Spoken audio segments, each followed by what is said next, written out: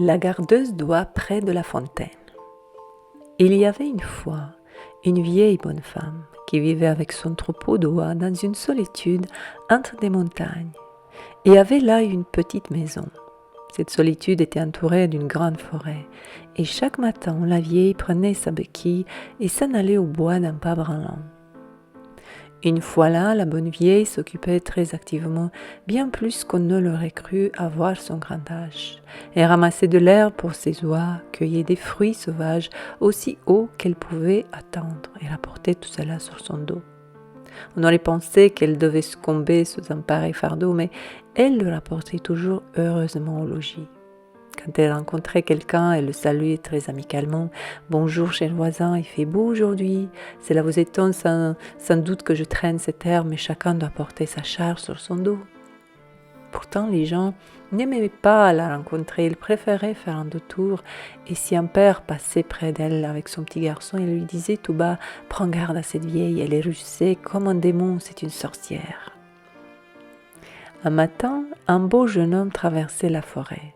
Le soleil brillait, les oiseaux chantaient, un vent frais soufflait dans le feuillage et le jeune homme était joyeux et en belle humeur. Il n'avait encore rencontré âme qui vive quand, tout à coup, il aperçut la vieille sorcière accroupie sur ses genoux et coupant de l'herbe avec sa faucille. Elle en avait déjà amassé toute une charge dans son sac et à côté d'elle étaient 2 grands paniers, tout remplis de poires et de pommes sauvages. « La mère, lui dit-il, comment pensez-vous emporter tout cela ? » « Il faut que je le porte, mon cher monsieur, répondit-elle. Les enfants des riches ne connaissent pas ces fatigues-là, mais aux paysans, on lui dit, il ne faut voir que devant soi quand on est bossu comme toi. Voulez-vous m'aider ? Ajouta la vieille, voyant qu'il s'arrêtait. Vous avez encore les épaules droites et les jambes solides, ce sera peu de choses pour vous. D'ailleurs, ma maison n'est pas loin d'ici, elle est dans une bruyère, là derrière la colline. Vous aurez grimpé là-haut en un instant. Le jeune homme se sentit touché de compassion pour la vieille et lui dit « Il est vrai que mon père n'est point un paysan mais un riche comte. Pourtant, afin que vous voyiez que les paysans ne sont pas les seuls qui sachent porter un fardeau, je me chargerai de votre. » « Si vous voulez bien, reprit la vieille, cela me fera plaisir. Il y aura pour vous 1 heure à marcher, mais que vous importe, vous porterez aussi les poires et les pommes. » Le jeune comte commença un peu à réfléchir quand on lui parla d'1 heure de marche, mais la vieille ne lâcha pas prise. Elle attacha le sac à son dos et pendit à ses mains les 2 corbeilles. « Vous voyez, dit-elle, cela ne pèse pas. »« Point, cela pèse beaucoup, reprit le comte en faisant une triste grimace. Votre sac est si lourd qu'on dirait qu'il est rempli de pierres de taille, et les pommes et les poires sont pesantes comme du plomb. C'est à peine si je me sens la force de respirer. » Elle avait grande envie de déposer sa charge, mais la vieille ne le permit pas. « Voyez, je vous prie, dit-elle d'un ton mon cœur, ce jeune homme ne peut pas porter ce que j'ai traîné souvent, vieille comme je suis. Ils sont tous prêts à vous assister en parole, mais si on vient au fait, ils ne demandent qu'à s'esquiver. »« Pourquoi, ajouta-t-elle, restez-vous ainsi à barguiner ? En marche, personne maintenant ne vous délivrera de ce fardeau. » Tant que l'on fut en plaine, le jeune homme pouvait y tenir, mais quand il eut atteint la montagne et qu'il fallut gravir, quand les pierres roulèrent derrière lui comme s'ils eussent été vivantes, la fatigue se trouva au-dessus de ses forces. Les gouttes de sueur baignaient son front et coulaient tantôt froides et tantôt brûlantes sur son corps. « La mère, dit-il, je ne peux plus, je vais me reposer un peu. »« Non, dit la vieille, quand nous serons arrivés, vous pourrez vous reposer. Maintenant, il faut marcher. Qui sait si cela ne vous sera pas bon à quelque chose. »« Vieille, tu es une effrontée, dit le comte. Et il voulut se défaire du sac, mais il perdit sa peine. Le sac était aussi bien attaché que s'il n'y eût fait qu'un avec son dos. Il se tournait et se retournait, mais sans réussir à se décharger. La vieille se mit à rire et à sauter toute joyeuse sur sa béquille. « Ne vous fâchez pas, mon cher monsieur, dit-elle. Vous voilà en vérité rouge comme un coq. Portez votre fardeau patiemment. Quand nous serons arrivés à la maison, je vous donnerai un bon pourboire. » Qu'eût-il pu faire ? Fallait se soumettre et se traîner patiemment derrière la vieille. Elle semblait devenir plus leste de moment à moment et son fardeau à lui devenait plus lourd. Tout d'un coup, elle prit son élan, sauta sur le sac et s'assit dessus. Tout étique qu'elle était, elle pesait pourtant plus que la plus grosse villageoise. Les genoux du jeune homme tremblaient, mais quand il s'arrêtait, la vieille lui frappait les jambes avec une baguette et des chardons. Il gravit tout haletant la montagne et arriva enfin à la maison de la vieille au moment même où il allait succomber à l'effort. Quand les oies aperçurent la vieille, elles étendirent leurs ailes en haut, le cou en avant, et coururent devant elle en poussant leur cri « Ouloul, ouloul ». Derrière le troupeau marchait avec une baguette à la main une vieille créature grande et forte, mais laide comme la nuit. « Mère, dit-elle à la vieille, vous est-il arrivé quelque chose? Vous êtes restée absente bien longtemps. » « Point du tout, mon enfant, répondit-elle, il ne m'est rien arrivé de fâcheux, au contraire, ce bon monsieur que tu vois m'a porté mon fardeau et encore, comme j'étais fatiguée, il m'a prise moi-même sur son dos. Le chemin ne nous a point du tout paru long, nous étions en bonne humeur et n'avons cessé d'échanger de bons mots. » Enfin, la vieille se laissa glisser à terre. Elle enleva la charge du dos du jeune homme, les corbeilles de ses mains, le regarda gracieusement et lui dit « Maintenant, asseyez-vous sur le banc devant la porte et reposez-vous.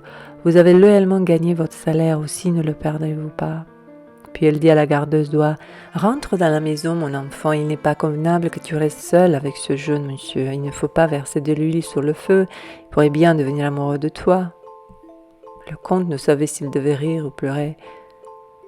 Une mignonne de cette façon, pensa-t-il tout bas, eût-elle 30 ans de moins, ne me chatouillerait pas le cœur. Cependant la vieille choya, caressa les oies comme des enfants, puis rentra avec sa fille dans la maison. Le jeune homme s'étendit sur le banc sous un pommier sauvage. L'atmosphère était douce et tiède, autour de lui s'étendait une vaste prairie, émaillée de primavères, de thym sauvage et de mille autres fleurs.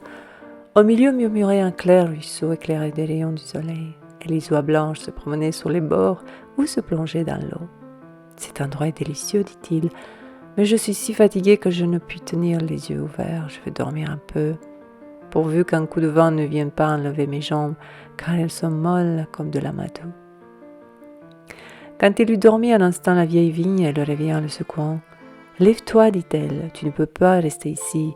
Je t'ai un peu tourmenté, il est vrai, mais il ne t'a pourtant pas coûté la vie. Maintenant je vais te donner ton salaire, tu n'as pas besoin d'argent ni de biens, je t'offre autre chose. » En disant cela, elle lui mit en main une petite boîte taillée dans une seule émeraude. « Garde-la bien, lui dit-elle, elle te portera bonheur. » Le comte se leva et, sentant qu'il était frais et avait repris ses forces, il remercia la vieille de son présent et se mit en route sans songer un instant à chercher de l'œil la belle enfant. Il était déjà à quelque distance qu'il attendait encore dans le lointain le cri joyeux des oies. Le comte resta 3 jours égaré dans la solitude avant de pouvoir retrouver son chemin. Enfin, il arriva à une grande ville et, comme il n'y était connu de personne, il se fit conduire au palais du roi où le prince et sa femme étaient assis sur un trône. Le comte mit un genou en terre, tira de sa poche la boîte en émeraude et la déposa aux pieds de la reine. Elle lui commanda de se lever et le vit lui présenter la boîte. Mais à peine l'avait-elle ouverte et y avait-elle regardé qu'elle tomba à terre comme morte. Le comte fut saisi par les serviteurs du roi et il allait être conduit en prison quand la reine ouvrit les yeux et ordonna qu'on le laissait libre et que chacun sortit parce qu'elle voulait l'entretenir en secret. Quand la reine fut seule, elle se mit à pleurer amèrement et dit « À quoi me servent l'éclat et les honneurs qui m'environnent? Tous les matins je m'éveille dans les soucis et l'affliction. J'ai eu 3 filles dont la plus jeune était si belle que tout le monde la regardait comme une merveille. Elle était blanche comme la neige, rose comme la fleur du pommier et ses cheveux brillaient comme les rayons du soleil. Quand elle pleurait, ce n'étaient pas des larmes qui tombaient de ses yeux, mais des perles et des pierres précieuses. Lorsqu'elle fut arrivée à l'âge de 15 ans, le roi fit venir ses 3 filles devant son trône. Il aurait fallu voir comme on ouvrait les yeux quand la plus jeune entra. On croyait assister au lever du soleil. Le roi dit « Mes filles, je ne sais pas quand viendra mon dernier jour, je vais régler dès aujourd'hui ce que chacune de vous recevra après ma mort. Vous m'aimez toutes les 3, mais celle de vous qui m'aime le mieux aura aussi la meilleure part. » Chacune dit que c'était elle qui aimait le mieux son père. « Ne pourriez-vous, reprit le roi, m'exprimer combien vous m'aimez ? Je saurai ainsi quels sont vos sentiments. » L'aînée dit « J'aime mon père comme le sucre le plus délicieux. » La seconde « J'aime mon père comme le plus beau vêtement. » Mais la plus jeune garda le silence. « Et toi, lui dit son père, comment m'aimes-tu ? » Je ne sais pas, répondit-elle, et ne puis comparer mon amour à rien, mais le père insista pour qu'elle désignât un objet. Enfin, il dit, le meilleur mets n'a pas de goût pour moi sans sel. Eh bien, j'aime mon père comme le sel. Quand le roi entendit cela, il entra en colère et dit, « Puisque tu m'aimes comme le sel, c'est avec du sel aussi que je récompenserai ton amour. » Il partagea donc son royaume entre les deux aînés, mais pour la plus jeune, il lui fit attacher un sac de sel sur le dos et 2 serviteurs eurent ordre de la conduire dans une forêt sauvage. « Nous avons tous pleuré et prié pour elle, dit la reine, mais il n'y a pas eu moyen d'apaiser la colère du roi. Comme elle a pleuré quand il lui a fallu nous quitter, toute la route a été semée de perles qui étaient tombées de ses yeux. Le roi n'a pas tardé à se repentir de sa dureté et a fait chercher la pauvre enfant dans toute la forêt, mais personne n'a pu la trouver. Quand je pense que les bêtes sauvages l'ont mangée, je n'en puis plus de tristesse. Souvent je me console par l'espérance qu'elle vit encore, qu'elle s'est cachée dans une caverne ou qu'elle a trouvé une retraite chez des gens charitables. Et imaginez que, quand j'ai ouvert votre boîte d'émeraude, elle renfermait une perle toute semblable à celle qui coulait des yeux de ma fille. Alors vous pouvez comprendre combien à cette vue mon cœur a été touché. Il faut que vous me disiez comment vous êtes arrivé à posséder cette perle. » Le comte lui apprit qu'il avait reçu de la vieille de la forêt, qu'il lui avait paru avoir quelque chose d'étrange et devait être une sorcière, mais qu'il n'y avait rien vu entendu qui eût un rapport avec sa fille. Le roi et la reine prirent la résolution d'aller trouver la vieille, pensaient que là où s'était rencontrée la perle, ils obtiendraient aussi des nouvelles de leurs enfants. La vieille, dans sa solitude, était assise à la porte près de son rouet effilé. Il faisait déjà sombre et quelques copeaux qui brûlaient dans l'âtre ne répandaient qu'une faible clarté. Tout à coup, on entendit du bruit au dehors. Les oies revinrent de la bruyère au logis en poussant leurs cris les plus enroués. Bientôt après, la fille entra à son tour. La vieille la salua à peine et se contenta de secouer un peu la tête. La fille s'assit près d'elle, prit son rouet et tourna le fil aussi légèrement qu'une jeune fille aurait pu le faire. Elle restait ainsi assise pendant 2 heures sans dire un seul mot. Enfin, quelque chose fit du bruit près de la fenêtre et on y vit briller 2 œufs flamboyants. C'était une vieille chouette qui cria 3 fois « Ouh, ouh ». La vieille leva à peine les yeux et dit « Il est temps, ma fille, que tu sortes pour aller faire ta tâche. » Elle se leva et sortit. Où allait-elle donc? Loin, bien loin dans la prairie jusqu'à la vallée. Enfin, elle arriva au bord d'une fontaine près de laquelle se trouvaient 3 chênes. Cependant, la lune avait monté ronde et pleine et au-dessus de la montagne. Elle était si brillante qu'on aurait pu trouver une épingle. La fille enleva une peau qui couvrait son visage, se pencha vers la fontaine et commença à se laver. Quand elle eut fini, elle plongea dans la peau, dans l'eau de la source, et l'entendit sur l'herbe pour qu'elle blanchît et séchait au clair de la lune. Mais comme la fille était changée, vous n'avez jamais rien vu de semblable. Quand elle eut détaché sa tresse grise, ses cheveux dorés étincelèrent comme des rayons de soleil et s'étendirent comme un manteau sur toute sa personne. Ses yeux luisaient comme les étoiles au ciel, et ses joues avaient l'éclat doucement rosé de la fleur du pommier. Mais la belle jeune fille était triste. Elle s'assit et pleura amèrement. Les larmes tombaient l'une après l'autre de ses yeux et roulaient entre ses longs cheveux jusqu'à terre. Elle était là, elle fut demeurée en si longtemps, si le bruit de quelques branches qui craquaient dans un arbre voisin ne fût arrivé à ses oreilles. Elle bondit comme un chevreuil qui a entendu le coup de fusil du chasseur. La lune était justement voilée par un nuage sombre. À l'instant, la jeune fille se trouva recouverte de la vieille peau et disparut comme une lumière soufflée par le vent. Tremblant comme la feuille du peuplier, elle courut vers la maison. La vieille était debout à la porte et la jeune fille voulut lui conter ce qui lui était arrivé, mais la vieille sourit de bonne grâce et dit « Je sais tout déjà ». Elle la conduisit dans la chambre, alluma quelques copeaux, mais elle ne se rassit pas près de son rouet. Elle prit un balai, commença à balayer et à puster. « Tout doit être propre et net ici, dit-elle à la jeune fille. « Mais ma mère, reprit celle-ci, pourquoi commencer ce travail à une heure si avancée? Quelle est votre pensée? »« Sais-tu quelle heure il est ?» demanda la vieille. « Il n'est pas encore minuit, » répondit la jeune fille, « mais 11 heures sont passées. »« Ne songes-tu pas, continua la vieille, qu'il y a aujourd'hui 3 ans que tu es venu chez moi. Ton temps est fini, nous ne pouvons plus rester ensemble. » La jeune fille fut tout effrayée et dit « Ah, bonne mère, voulez-vous me chasser ? Où irai-je ? Je n'ai point d'amis, point de patrie où je puisse chercher un asile. Je fais tout ce que vous avez voulu et vous avez toujours été contente de moi. Ne me renvoyez pas. » La vieille ne voulait pas dire à la jeune fille ce qui allait lui arriver. « Je ne peux rester ici plus longtemps, lui dit-elle, mais quand je quitterai ce logis, il faut que la maison et la chambre soient propres. Je ne m'arrête donc point dans mon travail. Pour toi, sois sans inquiétude. Tu trouveras un toit où tu pourras habiter et tu seras contente aussi de la récompense que je te donnerai. »« Mais dites-moi ce qui va se passer, demanda encore la jeune fille. » Je te le répète, ne me trouble pas dans mon travail, ne dis pas un mot de plus, va dans ta chambre, quitte la peau qui couvre ta figure et prends ta robe de soie que tu portais quand tu es venu chez moi, puis reste dans ta chambre jusqu'à ce que je t'appelle.